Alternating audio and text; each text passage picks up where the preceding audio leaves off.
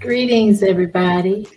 Salute. Come on in, come on in, come on in. Tap that like button on your way in. And if you're watching the replay, yeah, to get it on out the way, you ain't got to worry about it later, right? So, greetings to everybody. And the topic of discussion is the breakdown of the nuclear family. I'm one to always, I want to know the whole story.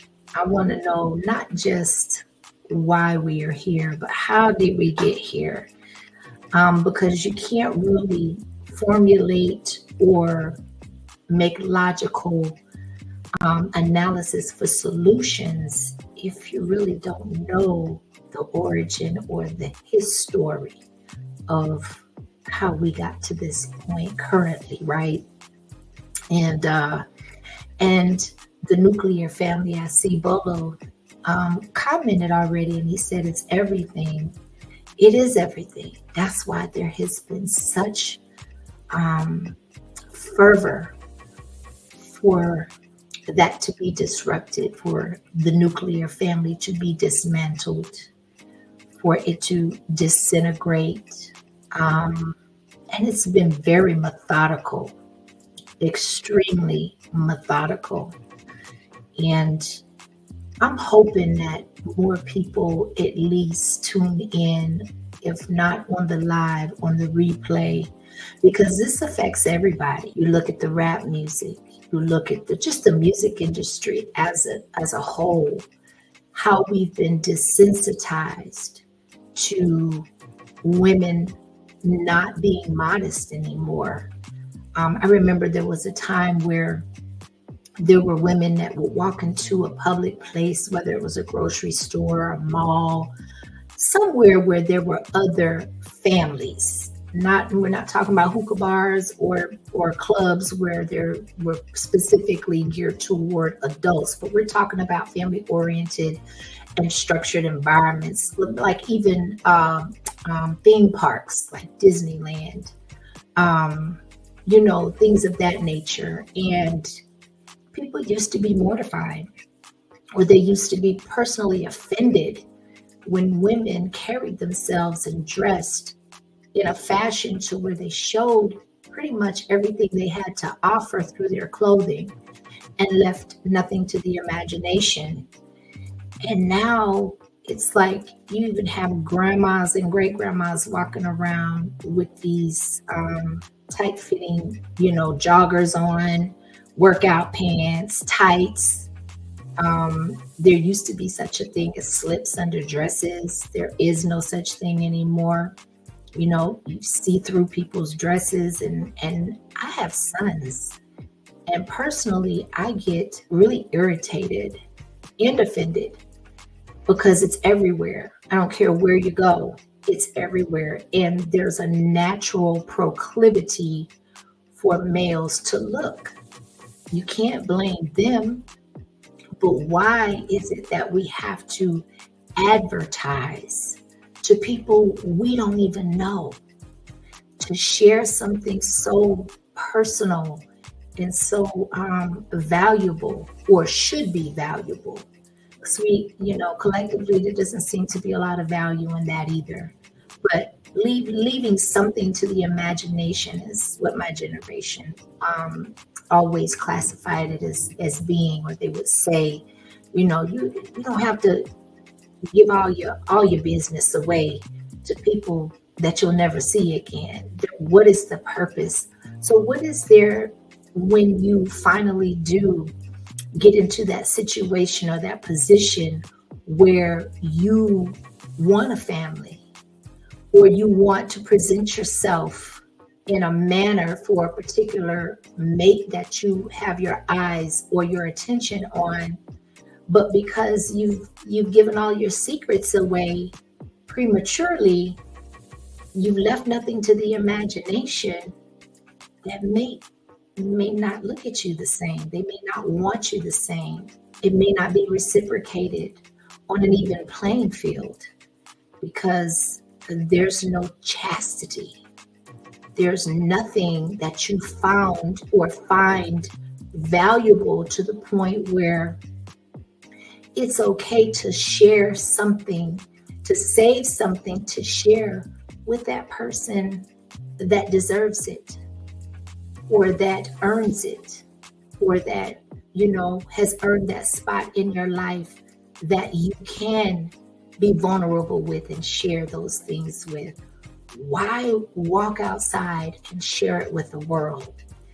And again, not to belabor the point, however, this is so multi-layered and there are so many different weapons being used to dismantle and to just totally disintegrate, in my opinion, and annihilate the nuclear family, that we have to talk about some things and we have to bring some things to the forefront, because the truth of the matter is, y'all, is that when you're dealing with a lot of single parent households where the mothers have to work, the fathers are absent in the homes, or if it's vice versa, right? In some cases it is. They're just not taught that. It's not being instilled into the children. And so they're going to emulate what they see. And being in the information age where we have all of these social media platforms, and there's so much detrimental information being put out, that it's raising those kids that aren't being raised at home. And so there's just a lot of information that has been lost and is being lost through the generations because of, the state of the world, of the demand of the world, the time shortening, the demands of parenting when you have a one-parent household, when it took two to procreate and bring life into this world, right? And so these things are important, and they're important to talk about. Give me just a moment, y'all.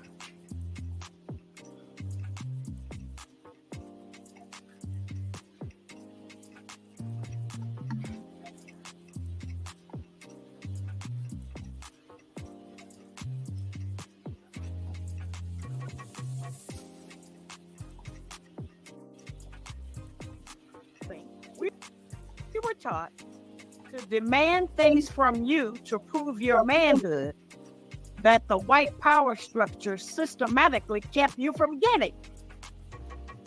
And so that puts you in a position of not being able to win over us if the basis was going to be if you could provide for us and our children. And so contemporary ideas came in about it. Welfare came in, which allowed you as Black men to walk away from your responsibility, because the white man's welfare system and his food stamps and all of those things, that became our support system. We was married to the government. They were taking care of us, so they became our man figure.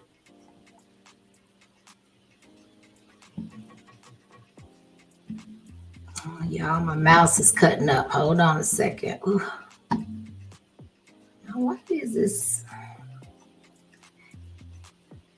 So let's break that down real quick, right? Because she dropped a whole bunch right there, but she said it in such a fashion that it needs to be repeated. Women were taught to demand things from our men to prove that our men's manhood to our men's, let me say that, let me rewind that. Women were taught to demand things from our men to prove your manhood that the powers that be systematically prevented you from getting. So it was a setup from the beginning, if you really want to break it down as to what she's saying.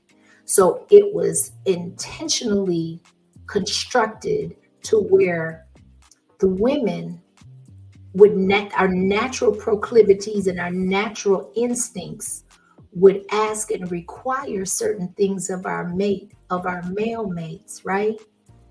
That all of us are living in a construct that was set up to prevent those men from being able to obtain and provide those things to the family, to the nuclear family, to the family core, right?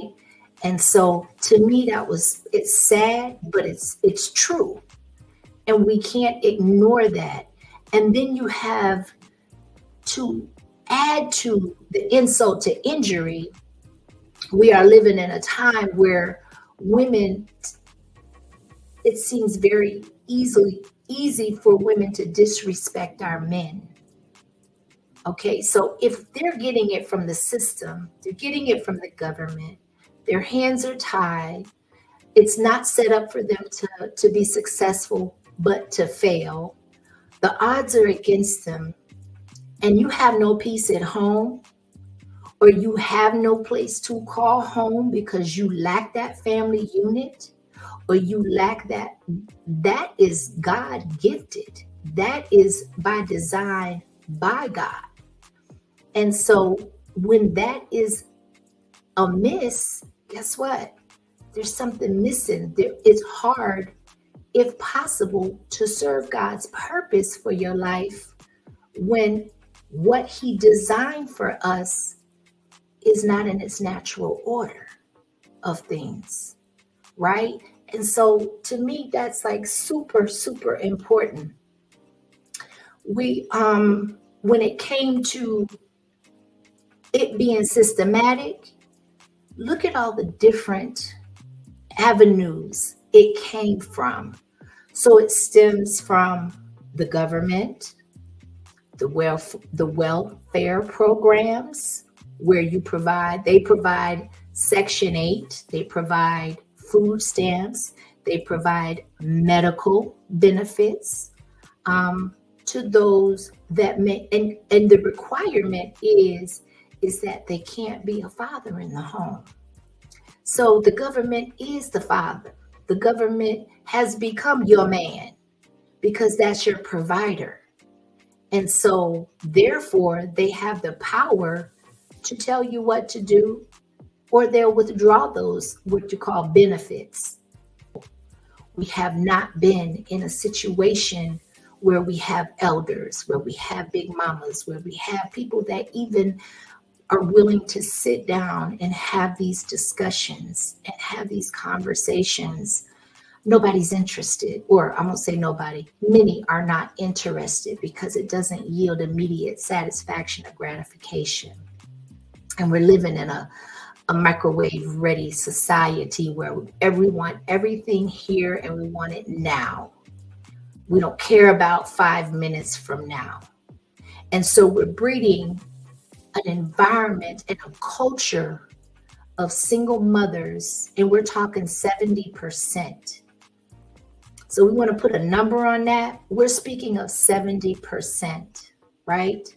And the fact of the matter is that we are having a generation or 2 generations of children that, one, halfway, if they're not raising themselves, social media and outside influences are raising them. And then you have ignorant parents having children passing on that ignorance. I give a lot of credit and credence to those that are willing to unlearn and relearn. It is argued that we don't pick who our parents are, but at some point we do become responsible for us, for thyself. And we have to take accountability. And when we know that something's wrong, or when something doesn't make sense, or when something lacks logic, that we seek out what is logical, what does make sense, what rings true. And if nothing else, what rings more true than our previous, what our previous journey taught us. I want to show y'all something. Look at the look in her face. I don't know what y'all see, but I can tell you what I see if you care to hear it. And if you don't, I'm going to say it anyway. But I see a woman with vision. I see a woman with wisdom. And I see a woman of certainty because she is connected to the God in her. And she is serving her purpose. And there's not a shadow of a doubt in anything that she says, because it is through a power that is working through her that she recognizes, that she trusts, that she yields to, and that she's convicted in. I just looked to the side, and on my other monitor, I saw where I stopped this expression, and to me that speaks volumes, in addition to the power of her words, right? And she's very direct, which I appreciate and I also respect. But much love, peace, and blessings to everybody, and peace.